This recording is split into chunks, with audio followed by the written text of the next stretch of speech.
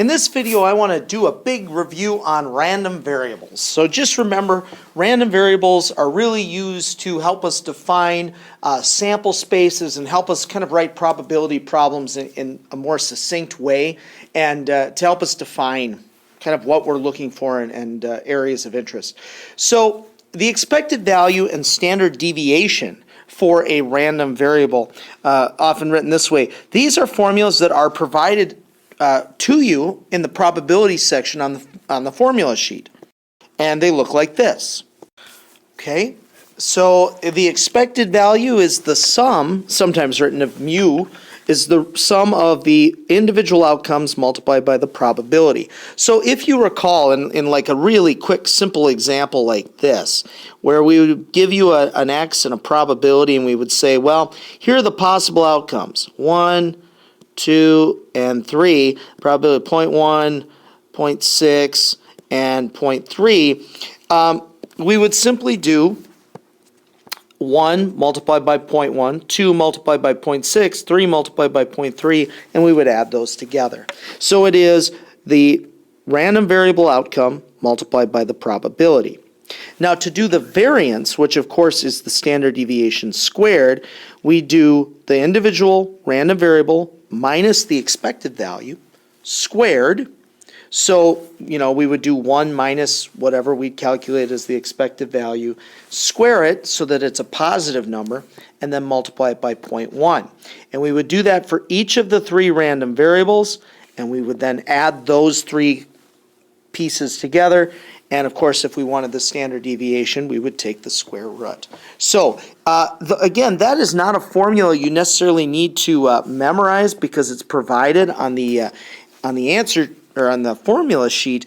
But it's certainly a good thing to maybe remember and remember you have to play with. A discrete and continuous random variable. Let's just talk very quickly about the difference. A discrete random variable means it has a countable number of outcomes.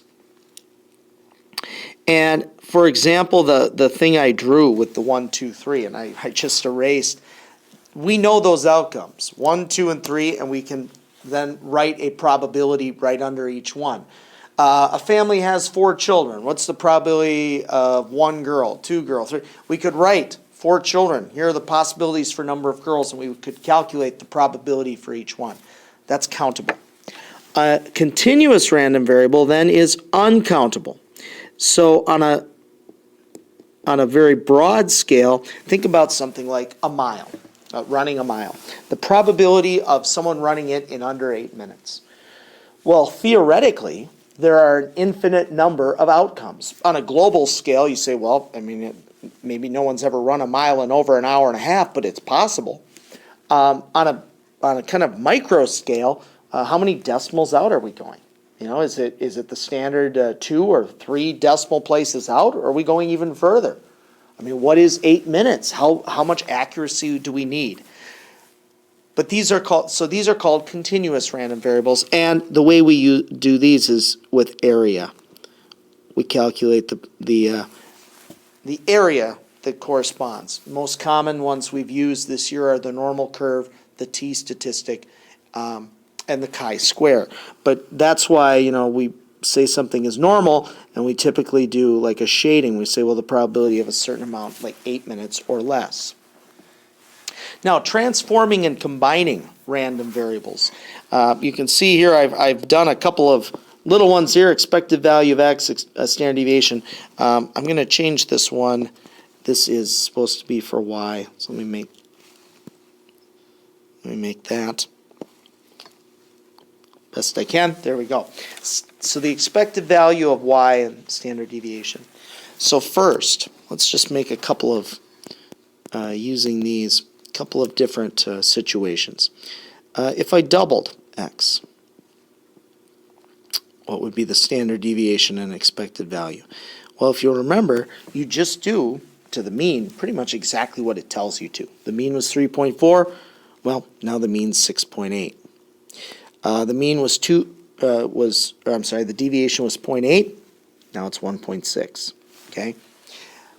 Sometimes people will kind of get into a thought process of, did I multiply 0.8 by 2, or did I get to the variance by squaring the deviation? And that's fair, but then you have to multiply that by the square of the multiplier and square root it, which brings me back to 2 times the standard deviation. Okay, so sometimes that conversation comes up that, we always say we should be adjusting the variance, not deviation, but then you need to recognize that the variance is going to be quadrupled rather than doubled.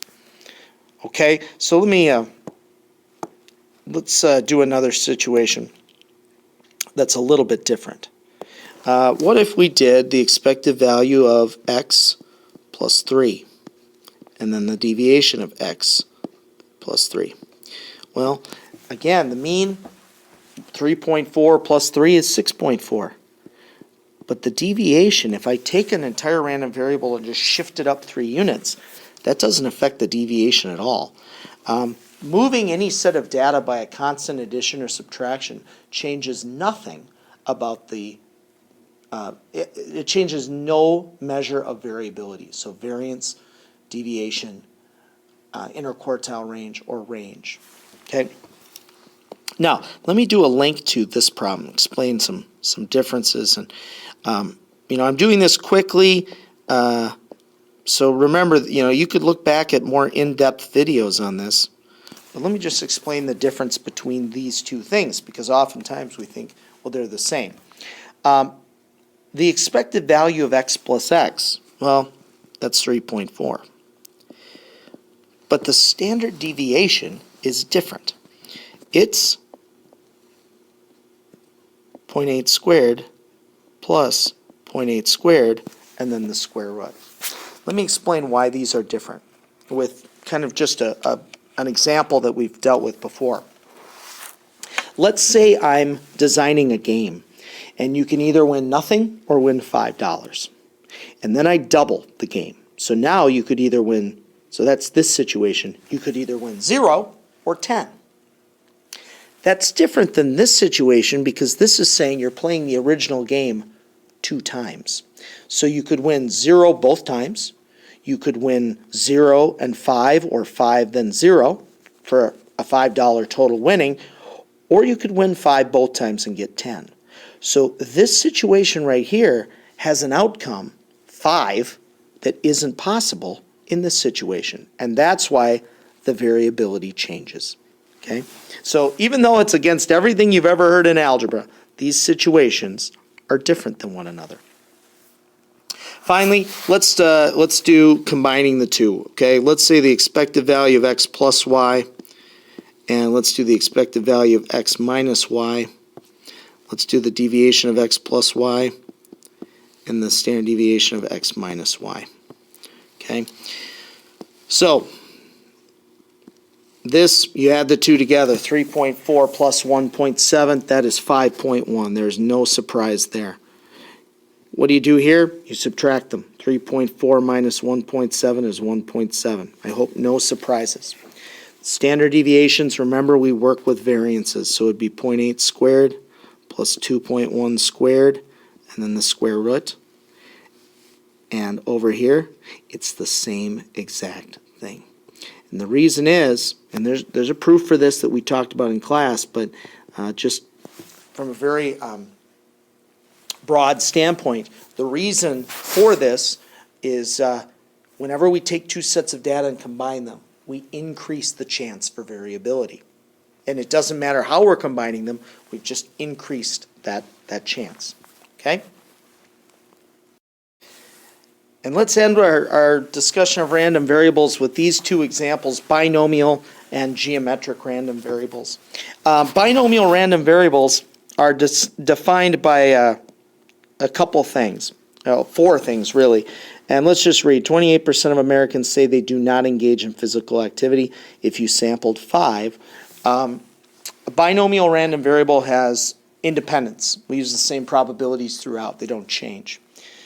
It's 2 things. It's either they don't, 0.28, or they do, the other 0.72. There's 2, yes or no, success or failure. There's no third option. And the biggest thing is we have a set sample size.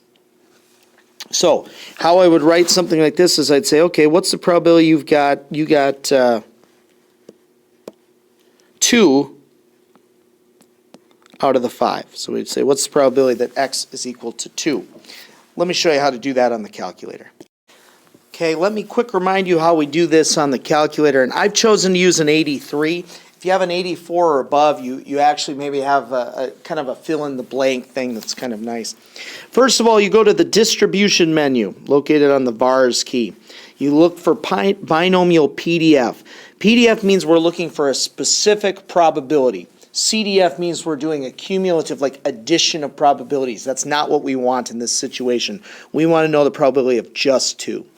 So you put in the total, 5, the probability, and then the number you're looking for. There it is, 0.29. Okay? Now, let's say we did instead the probability that x is less than or equal to 3. So now it's 3 or less out of the 5 people. Here's what we do. Here we would do the CDF because we want to add up 0, 1, 2, and 3. So still the sample size, still the probability, and then the number we want to end with, 3 and below. And there's our probability. The last thing you should know about binomial is the expected value and standard deviation. Those formulas are provided for you on the formula sheet, and they look like this. Okay, and it actually does say, if it's a binomial distribution, so you'll know it's just the 5 times 0.28 for us, n times p. The deviation is the square root of n times p times 1 minus p, or 5 times 0.28 times 1 minus 0.28. A geometric random variable. I've included the same exact setups here. It's still 28%, but the difference between them, binomial has a set sample size. It was out of 5. Geometric, the variable of interest is when do we get our first success. So what's the probability you find your first person at? Okay, let's make it up. Let's say it's the 5th person. Up until then, they've all said yes. Let me show you how we type it in. Of course, you'll notice, you'll recognize that we no longer have a total, so that's why we cut that number out and we just do probability, number of interest. So this is the probability that our first person that says, I don't have physical activity is on the 5th. Last thing, what if it took more than 5? Here's how I would do that. So I did a CDF that adds up the probability 1, 2, 3, 4, or 5. Okay? It came out to be this, and then I just did the complement. So this is the probability it takes more than 5 people.